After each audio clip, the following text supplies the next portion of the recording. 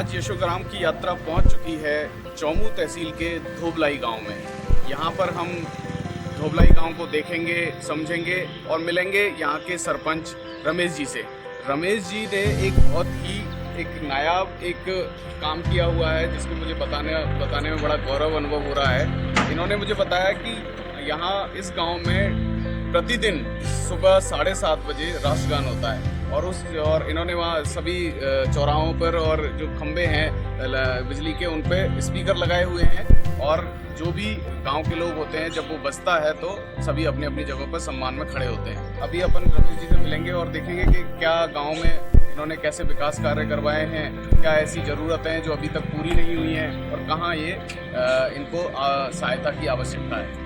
तो रमेश जी, मेरा नाम रमेश शर्मा है, सरपंच ग्राम पंचायत धोबलाई पंचायत समिति गोविंदगढ़, जिला जयपुर से हूँ। मैं दोबारा सरपंच बना 2000 से 5 तक मैं एक बार सरपंच रहा हूँ। उसके बाद 2006 से 11 तक मैं मंडी चेयरमैन रहा हूँ चौमू में। उसके बाद मेरे सेवा को देखते हुए या लोगों का जो अनुग्रह रहा उसके हिसाब से मुझे 2015 में दोबारा सरपंच बनाया। आज हम खड़े हैं अभी अटल सेवा केंद्र के सामने। हमारे पंचायत भवन जर्जर हो चुका, जिसके लिए अभी हमारे को कोई फंड नहीं मिल रहा। एक मूलभूत आवश्यकता पंचायत भवन की जो इसके बिल्कुल पीछे, और उसको हमने रिजेक्ट कर दिया है। उसके साथ ही जैसा आप बता रहे थे कि आप अपना पंचायत का काम सारा अटल सेवा केंद्र में ही करते हैं।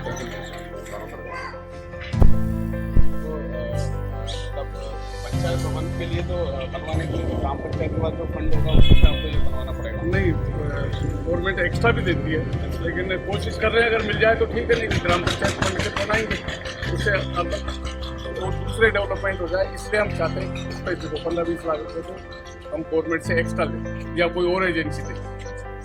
तो यहाँ रमेश जी ये बताइए, यहाँ पे आबादी का किस तरह का प्रतिशत है? आबादी लगभग 7,500 है।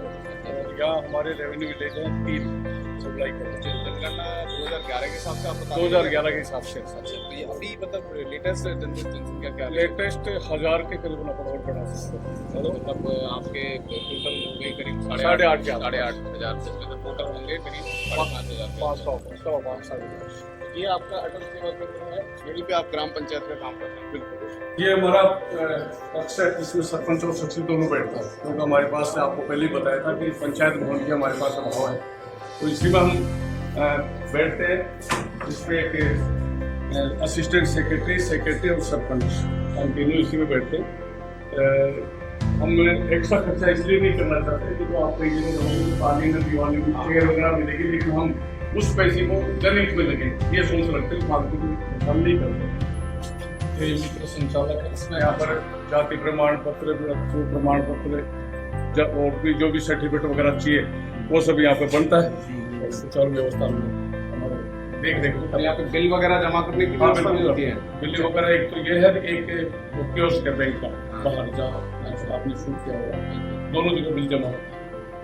दवा के साथ कह सकता हूँ कम से कम 100 पैसे किसी भी गांव में पानी की ऐसी सुचारू व्यवस्था आपको नहीं मिलेगी। इसके लिए आप मेरे बिना ही आप किसी से पूछोगे तो पानी की व्यवस्था बढ़िया होता है। मतलब क्या मतलब ओवरहेड टैंक हमने एक बना रखा है, प्लस हर मोहल्ले में 5 जगह पर हमने ये छोटी टंकियाँ जो आप बाहर देखोगे, सुबह शाम नल आता है। सुबह शाम 2 टाइम नल आता है।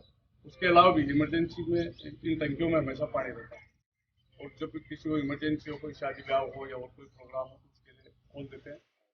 इससे बढ़िया सुविधा आपको कहीं नहीं मिली। इसको हालांकि हमारे यहाँ फ्लोराइड की मात्रा बहुत ज़्यादा नहीं है, लेकिन फिर भी हमने माननीय विधायक साहब के से एक आरओ भी लगा दिया। मैं चंद्रकांता गोस्वामी, वार्ड नंबर 3 से काम कर रही हूँ। 10 साल पहले भी काम किया, 5 साल अभी पहले भी सरपंच साहब के साथ में थी। उस समय हम लोगों ने टंकी वंकी बनवाई। अब काफ़ी काम हुआ है पंचायत के अंदर। नालियों को साफ करवाया है, शुरू हुई है, जगह जगह टंकियां बनवाई है और सब काम सुचारू रूप से हो रहा है। देखिए दुकानों पर डस्टबिन, हर दुकान पर डस्टबिन मिलेगी आपको, और इनकी सबकी तरफ से सब दुकानों और स्वयं सफाई करते हैं। ये आयुर्वेद औषधालय, राजकीय आयुर्वेद औषधालय, इसकी भी बिल्डिंग अभी हमने थोड़े दिन पहले देखा है। गाँव में आयुर्वेदिक औषधालय नहीं, हाँ एक प्राथमिक स्वास्थ्य केंद्र भी है एनएम बैटरी आपके पंचायत भवन के पीछे, इसके नाई है यहाँ। इस मोहल्ले की सफाई की जिम्मेदारी इसकी यही करता है। मैंने आपसे बताया था भाई, पब्लिक की जो है ना इंटरेस्ट है सफाई रहे, मैं नहीं करता, अभी हमारे पास सोर्सेज है, लेकिन इस चौक की सफाई ये करता है सुबह सुबह रोजाना। तो आपको ये काम करते, जैसे ये आपने सफाई का जिम्मा लिया हुआ है, ये करते हुए कितना टाइम हो गया है ऐसे? 2-3 साल। किसने आपको ऐसा प्रेरित किया था कि ये करना चाहिए? मेरे मन की आपके मन से ठीक करना। तो आपने किसी को देखा था करते हुए आस पास गाँव में, या किसी को ऐसा कुछ? देखा नहीं, मतलब मैं ही खुद चीजें कर लेता हूँ। अच्छा, सरपंच साहब ने आपको कुछ ऐसा कोई मतलब प्रेरणा दी हो या ऐसा? सरपंच साहब दे अच्छा काम है आप। ये हमारे गांव की राजकीय प्राथमिक विद्यालय है, सबसे पुराना जो प्राथमिक विद्यालय होना चाहिए यही है। ये 5वीं तक है? 5वीं तक है। तो इसमें अभी कितने बच्चे पढ़ रहे होंगे? 55 बच्चे हैं सर। 55 बच्चे, बच्चियाँ और बच्चे दोनों साथ? दोनों को एजुकेटेड। तो इनके लिए यहाँ पे इस स्कूल में क्या बाथरूम की अब टॉयलेट की व्यवस्था है? बिल्कुल है सर, है ना? ये बाथरूम बने हुए हैं।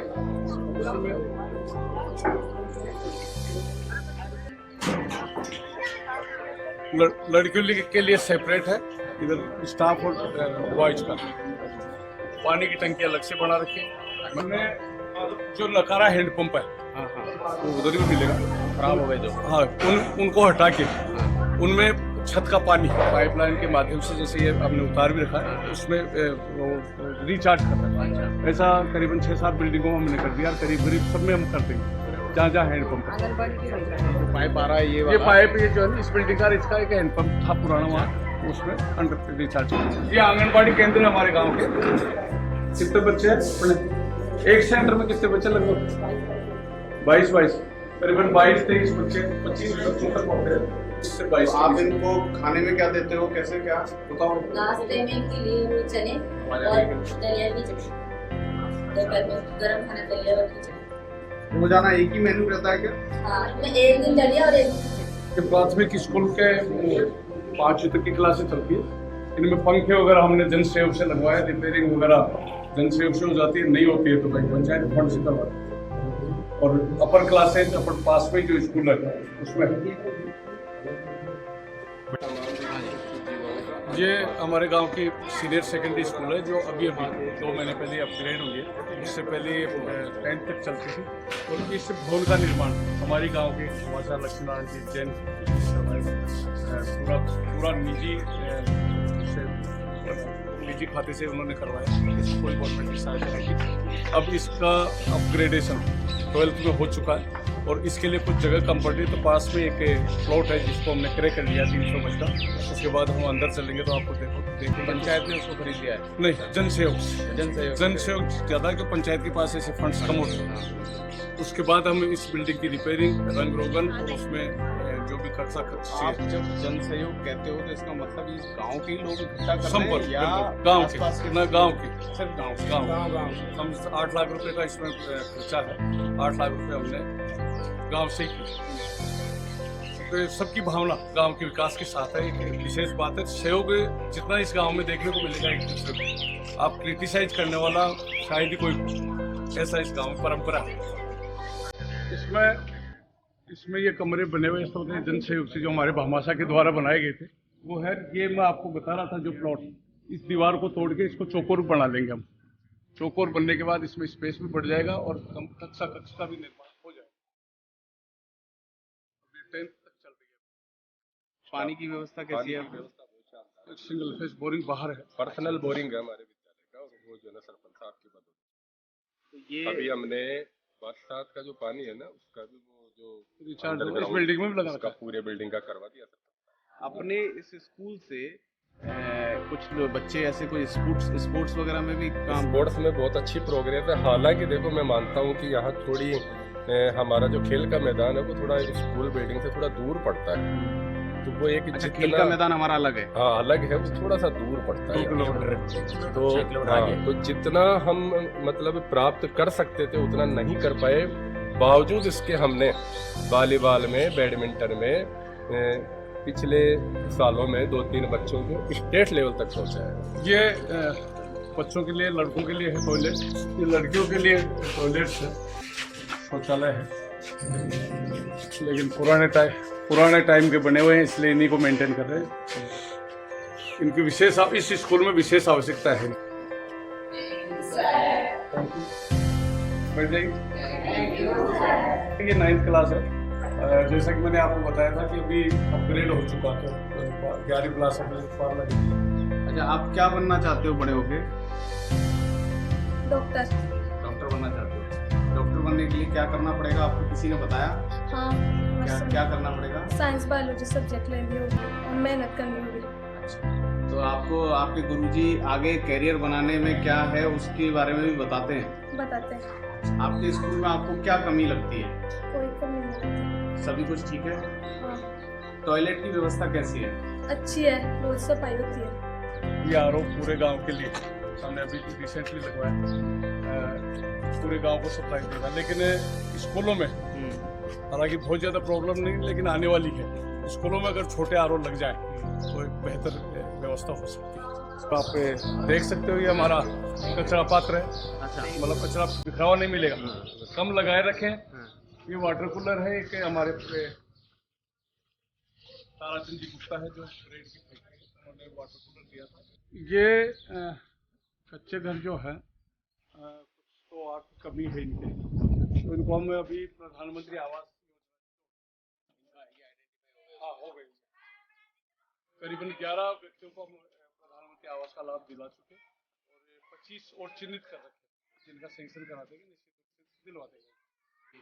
ये कन्या उच्च प्राथमिक शाला है। मेरा नाम लीला पाराशर है। मैं यहाँ कार्यवाही प्रधान अध्यापिका के रूप में काम कर रही हूँ। बालिका विद्यालय पर यहाँ बच्चे भी पढ़ते हैं। पंचायत के सहयोग से ही हमारे बच्चों के लिए बैठने की दरियाँ मिली, हमें 8 दरियाँ मिली हैं।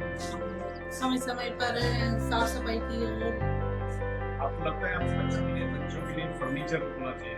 भाई फर्नीचर तो होना चाहिए, पर प्रयास कर रहे हैं इसके लिए। सबसे बड़ी अभी प्रेजेंट में हमारे सामने समस्या जो आ रही है, थोड़ा सा मैं आपके माध्यम से ये कहना चाहूँगा कि हमारे यहाँ ट्रांसपोर्टेशन एक ये 4 किलोमीटर के लिए गोविंदनगर से धोबलाई के लिए हमें थोड़ी सी प्रॉब्लम आ रही है, ठीक है ना। तो उसके लिए हम चाहते हैं कि जो कहीं से जैसे श्री माधोपुर से निकलती हैं कोई भी बसें रूट और जो खेजरौली से निकलती हैं उसको वाया धोबलाई देते हुए जोड़ा जाए, तो हमें जयपुर के लिए पढ़ने वाले बच्चों के लिए, सर्विस क्लास औरतों के लिए, बच्चों के लिए, आदमियों के लिए हमें वो सुविधा मिले। ये हमारी एक बेहद तमन्ना है। ये हमारे गांव की जितनी नालियां हैं उनका पानी एक जगह आकर इकट्ठा होता है और बरसात का पानी भी यहीं पे आता है। इसको डेवलप किया जाए, इसका रिचार्ज का कोई सिस्टम बनाया जाए या इसको फिल्टर करने का कोई सिस्टम हो, इस बात की यहाँ पर विशेष आवश्यकता है ताकि ये पानी रिचार्ज के रूप में भी काम आए और उसको रिसाइकल करके इसको काम में ले सके। इस बात की महती आवश्यकता है क्योंकि गांव का 75% बरसात का और नालियों का पानी यहीं आकर एक जगह इकट्ठा होता है। नेचुरल इसका रिचार्ज कम हो पाता है, कोई आर्टिफिशियल रिचार्ज हो वैज्ञानिक तरीके से, तो इसकी एक विशेष आवश्यकता है ताकि इस गांव की बस्ती के बीच में ये गंदगी भी नहीं रहे। और इसको हम बाउंड्री करके डेवलप तो कर रहे हैं, लेकिन वाटर रिचार्ज का हमारे पास सिस्टम नहीं है, उसके कोई फंड्स नहीं। गड्ढे में जो पानी चल रहा है यहाँ पर 75% पानी नालियों का और बरसात का पानी इकट्ठा होता है। इसकी बाउंड्री वाल की काम तो हमने पंचायत लेवल पर चालू कर दिया है ताकि इसमें कोई कचरा नहीं आए और बाहर से कोई आदमी अनाधिकृत देकर प्रवेश नहीं करे। लेकिन हम ये चाहते हैं कि पानी का सोर्स यहाँ पर है, गंदा पानी जो नालियों का आता है उसका तो कोई रिचार्ज सिस्टम बने, उसके लिए कोई एक्सपर्ट राय मिले और बरसात का पानी हो उसको दूसरे काम में लिया जाए, चाहे बोटिंग हो, इसको पार्क के रूप में भी डेवलप किया जाए, इसमें झूले, बच्चों के घूमने फिरने की जगह ऐसी डेवलप हो। उसके लिए कोई भी योजना, कहीं से भी फंड्स की व्यवस्था पंचायत लेवल पर नहीं हो सकती, कहीं से हो तो बेहतर हो सकता है। यह हमारे गांव का एक प्राचीन मंदिर है। इसका मूल रूप से तो ये गुर्जर जाति के लोगों का आराध्य है, लेकिन श्रद्धा और मान्यता के हिसाब से गांव का प्रत्येक व्यक्ति यहाँ नतमस्तक होता है। और इस मंदिर की एक परिक्रमा है, हमारे मानते हैं इसका पराक्रम कि इस गांव में इस मंदिर की स्थापना के बाद ओलावृष्टि नहीं हुई, जबकि कई गांवों में, आसपास के गांवों में ओलावृष्टि हो जाती है। लेकिन ऐसा हम लोगों का विश्वास भी है, कृपा जरूर भगवान की है कि ओलावृष्टि पास में 2 किलोमीटर हो जाए, लेकिन यहाँ नहीं। ये कई वर्षों से हमारा अनुभव है। यहाँ पर सितंबर महीने में करीबन 15,000 आदमियों का भंडारा होता है, आसपास के 10-12 गाँव के लोग आते हैं और हर व्यक्ति के मन में इनके प्रति श्रद्धा है, विश्वास है कि ये भगवान यहाँ पर है हीरामल जी के नाम से, तो इनके रहते हुए हमारे पर कोई आपदा, प्राकृतिक आपदा नहीं आती, ऐसा हम मानते हैं। हमारा 12 महीना 2000 वर्ष में मान देखो सफाई बिल्कुल पेटेंट काम जैसा।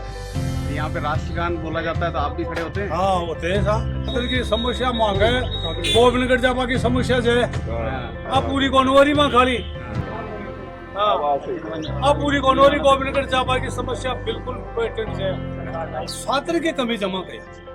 ये जहाँ अपन खड़े हैं ये करीबन 200 बीघा जमीन है सरकारी, और पास की पंचायत है गोविंदगढ़, हाईवे के बिल्कुल नजदीक है, 200 मीटर है, आप जैसे देख रहे हैं। यहाँ पर धोबलाई गांव का जो बरसात का पानी ज्यादा होता है और नदी का पानी ज्यादा हो जाता है तो यहाँ पर आकर इकट्ठा होता है अपने आप रास्ता है उस रास्ते से, लेकिन इससे भी ज्यादा बरसात हो जाती है तो फिर आगे रोड तोड़ कर आगे चल जाती है वो नदी। हम ये चाहते हैं कि इसमें खुदाई होकर इसको डेवलप किया जाए तो पानी ज्यादा से ज्यादा यहाँ पर रुके, और बाकी जमीन को हम इसको पार्क के रूप में जो घूमने का और ट्रैकिंग का वो सब सुविधा यहाँ पे मिल जाए तो एक पर्यटन स्थल के रूप में विकसित हो सकता है। उसका लाभ धोबलाई नहीं गोविंदगढ़ और आसपास के गांव को भी मिल सकता है। गांव का पूरा वातावरण आपने देखा, पूरी लोकेशन देखी, डेवलपमेंट आपने देखा, हमारे गांव वालों की रुचि आपने देखी, गांव वालों का आपस में सहयोग आपने देखा, और काम में छोटे बड़े कई काम आपको बताए, लेकिन जिस स्पॉट पर हम खड़े हैं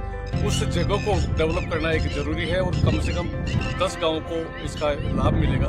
तो मैं अपील करना चाहूँगा किसी भी CSR कंपनी से, कोई भामाशाह से या अन्य कोई संस्था ऐसे कामों में रुचि रखने वाली हो तो उसमें जल संरक्षण, पार्क और इसका घूमने के एक स्थान डेवलप हो जाए, पंचायत और जन सहयोग उसमें पूरा मिलेगा, हम उसके आभारी रहेंगे। ऐसी कोई कंपनी CSR कंपनी या भामाशाह के वो हमारे गाँव की तरफ हमारी रुचि को देखते हुए, हमारी काम की व्यवस्थाओं को देखते हुए अगर हमारा सहयोग करे तो हम उन पे आभारी रहेंगे, उनका एहसान मानेंगे। धन्यवाद।